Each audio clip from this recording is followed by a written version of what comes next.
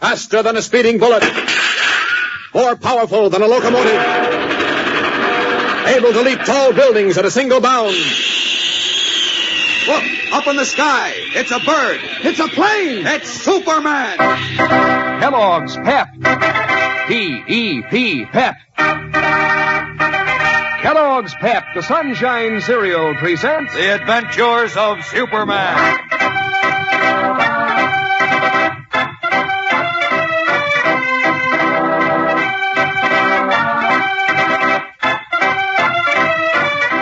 Today, as Superman tries to prove his conviction that Freeville's drought is man-made, he is unaware of the brutal obstacles planted in his way.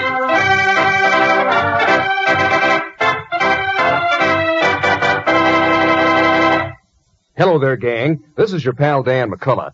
You know, there's one thing that I'm sure about, and that's that both fellas and girls hate to miss out on anything exciting. That's why all the gang's getting such a kick out of collecting those nifty comic buttons in that new series from packages of Kellogg's Pep. Because you're really in the swim when you sport a jacket or a dress or cap with these colorful buttons pinned on it. You want everybody to know how many different funny paper characters you've collected, too. Old favorites like Chief Brandon and Tess Trueheart and Superman himself. And, you know, it's even more exciting to trade duplicates with your friends. And these Pep comic buttons are so doggone good-looking that, well, you just show me a fellow or girl who would want to miss out on even one of the 18 new and different buttons in the series. Now, how you get these Pep comic buttons is important. You don't send in any money, not even a box top, and you can't buy them anywhere. All you do is to ask Mom to get you a good supply of Kellogg's Pep and look inside every package for your prize. And you'll find some mighty swell eating in a package of Pep, too. A breakfast dish with a sunny golden toasted flavor that's mighty satisfying these cold wintry mornings. Every single whole wheat flake is crisp. Every spoonful gives your morning appetite a real lift. So ask Mom to get you some P-E-P, the Sunshine Cereal, Kellogg's Pep. Now, the adventures of Superman. When Lois Lane, reporter for the Metropolis Daily Planet, heard Uncle Ed Clayton, ex-governor and now a candidate for the Senate, make a vicious un-American speech against the war veterans who had taken homesteads in his county, she thought she had solved the mystery of Freeville. But Clark Kent, who, as we know, is Superman, said she was not entirely right and declared that the recent attacks on Lois, a young war veteran named Jerry Barton, and on old Abner Sykes, the local telegrapher, were somehow tied up with a prolonged dry spell in the community. As we continue now, Kent is querying Lois and Jerry Barton about their recent experience with the demagogue Ed Clayton. Listen. Now, let me get this straight, Lois. You say that in his speech at that secret rally, Uncle Ed said his prayers were responsible for the drought? That's right, Clark. He said heaven wouldn't let any rain fall until the veterans' crops were ruined and they were forced to leave the state. Did you ever hear such nonsense? And blasphemy. That's blasphemy, all right, but I think it's a tip-off to what is probably the most amazing plot in history. A plot? What do you mean, Mr. Kent? Well, it's just a foggy notion at the moment, Jerry. It'll sound wild and incredible, but...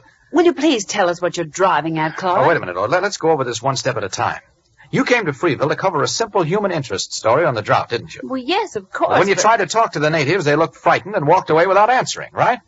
Well, yes, but that's because practically everyone around Freeville works for Uncle Ed Clayton, or has other reasons to be afraid of him. And they know he doesn't like strangers around, particularly reporters who would discover that the Honorable Mr. Clayton has practically set up a little Nazi Germany in this state. That's right, Mr. Kent. And that's why Clayton's men tried to get rid of Miss Lane and me in that quicksand bog when they caught us listening in on that speech that he made to his followers. No, Jerry. Clayton knows that the rest of the country is pretty well aware of his being a rabble-rouser and hate-monger.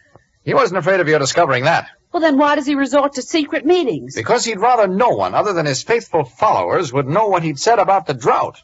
The drought? Mm-hmm. You mean that nonsense about his prayers causing it? That's right. Look, I may be thick, Clark, but I don't get it. Oh, neither do I. Well, look, why, despite this being the rainy season, and despite the fact that the weather reports called for rain practically every day for the past month, has there been no rain?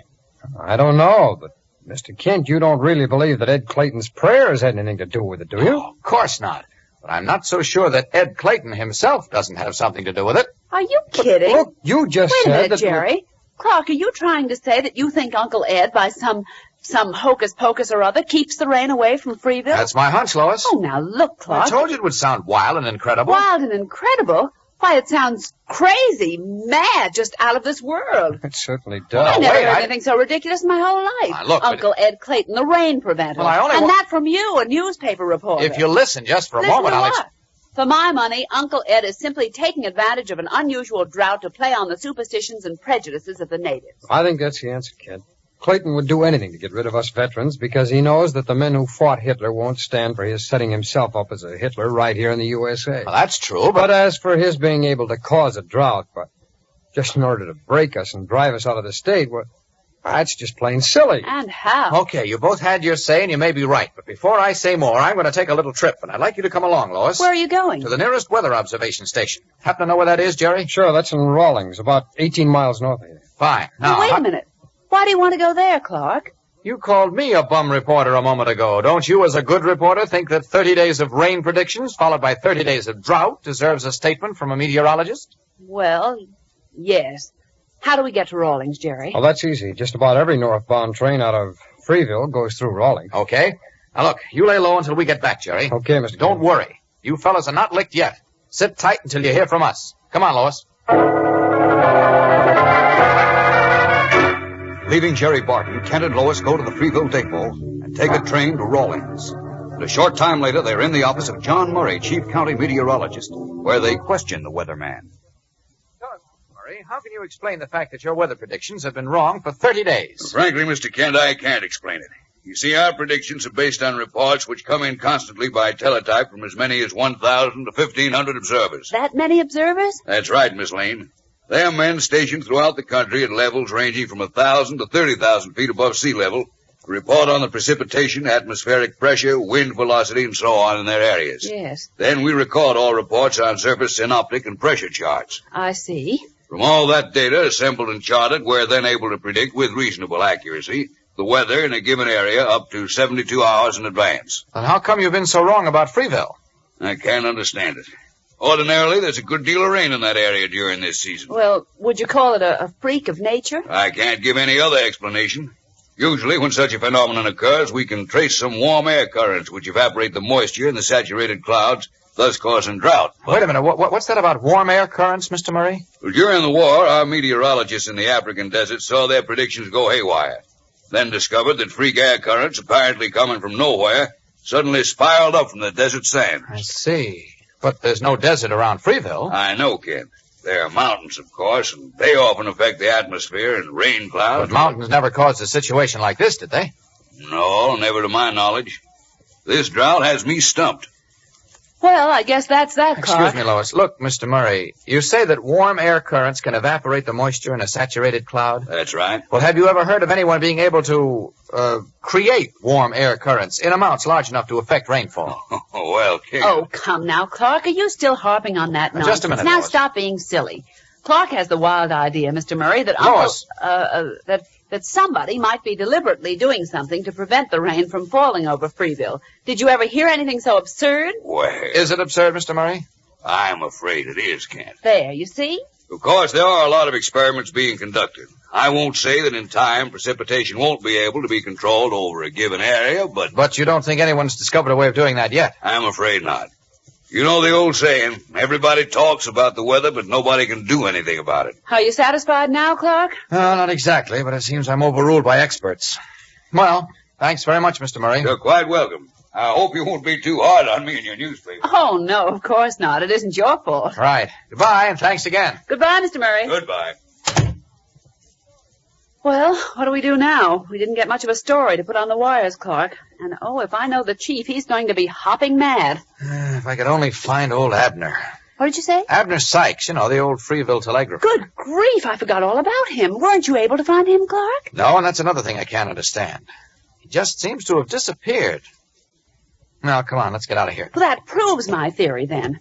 What theory? That after somebody tried to shoot him, undoubtedly one of dear old Uncle Ed's hoodlums, Sykes just up and left Freeville. Well, could be, but that also proves my theory. What's your theory? That Abner Sykes knows something very important. Something Uncle Ed Clayton didn't want him to tell us. And my hunch is that what he knows is the secret of the drought. What are you talking about, Clark? You just heard that it isn't a secret. It's a freak of nature. Maybe, but Look, Lois, there's a nice-looking restaurant across the street. Go on over and have something to eat while you wait there for me, will you? Wait for you? Where are you going? I've got a little idea I want to check. Oh, no. Now, go on. Be a good girl and have dinner without me. I'll be back soon. So long. Hurrying away from Lois, Clark Kent walks around the municipal building, stops in a dark alleyway, and then strips to the blue costume and red cape of Superman. Well, maybe I am all wet, but I want to have a look around Freeville again just to double-check. Up and away!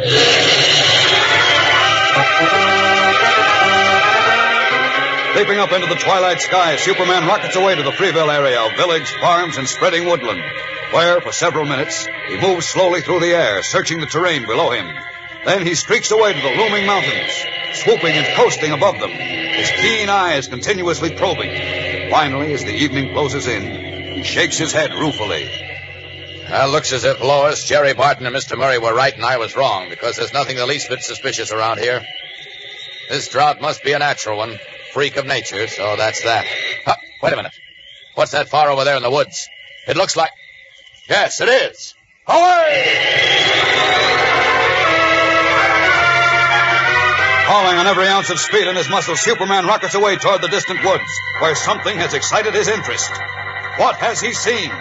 We'll be back in a moment to find out, so stand by.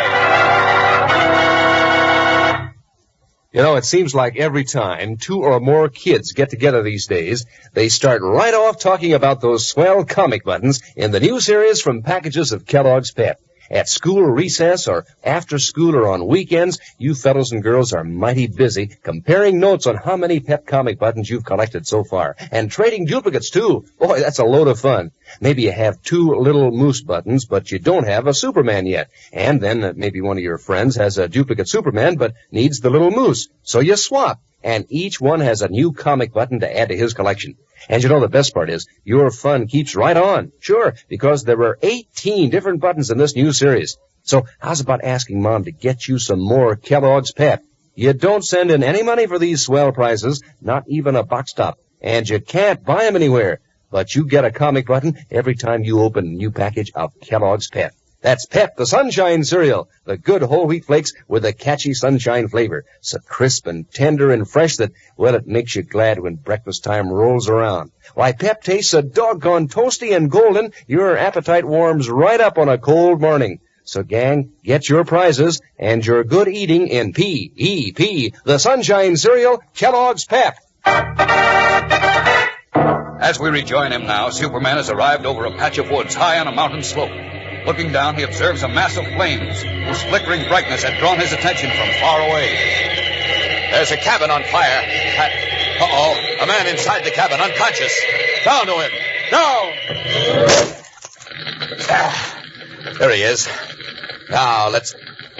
Great Scott! It's the Freeville telegrapher.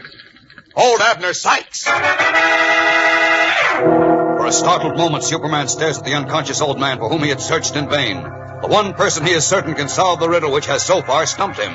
The relation between the drought and Uncle Ed Clayton, the man of hate. Then a split second later, Superman streaks upward from the blazing cabin with Abner Sykes in his arms. Will the telegrapher live and be able to reveal what he knows about the mystery of the Freeville drought? We'll know more tomorrow, gang, so don't miss the next thrilling episode in this exciting story of mystery and intrigue. Be sure to tune in again tomorrow. Same time, same station. Remember, for breakfast, it's Kellogg's Pep. Superman is brought to you at the same time Monday through Friday.